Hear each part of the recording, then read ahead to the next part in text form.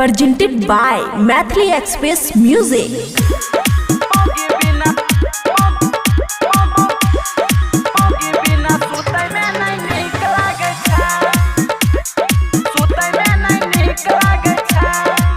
खुशी recording studio Baluaha.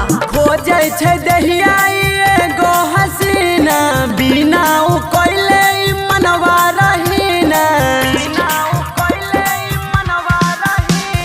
खोजे छे दहिया एगो हसीना बिना उ कोइले मनवा रहीना। अब अकेले सुतही में नहीं नीक लागे छै, नीक लागे छै। रे भैया मौगी बिना सुतै में नहीं नीक लागे छै। रे भैया मौगी बिना सुतै में नहीं नीक लागे छै।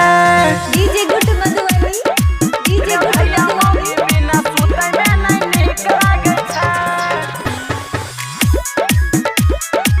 रे भैया मौगी बिना सुतै में नहीं नीक लागे छै। रगड़ै छियै रोज दहिया टाटी में छै ने बर्दाश्त जब राती में। रगड़ै छियै रोज दहिया टाटी में छै ने बर्दाश्त जब राती में। पजियाई के तकिया ने मन भरे छै, मन भरे छै। रे भैया मौगी बिना सुतै में नहीं नीक लागे छै। रे भैया मौगी बिना सुतै में नहीं नीक लागे छै। DJ good Madhubani, DJ good Madhubani रे भैया मौगी बिना सुतै में नहीं नीक लागे छै।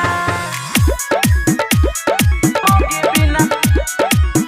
बिना सुतै में नहीं नीक लागे छै। हफडोन से भैया रे देह गलै छै। पापा ने हमरा हला मौगी आनै छै। हफडोन से भैया रे देह गलै छै। पापा ने हमरा हला मौगी आनै छै। केते करियै सबर नहीं उमर कम छै, उमर कम छै। रे भैया मौगी बिना सुतै में नहीं नीक लागे छै। रे भैया मौगी बिना सुतै में नहीं नीक लागे छै। खुशी रिकॉर्डिंग स्टूडियो बलुआहा।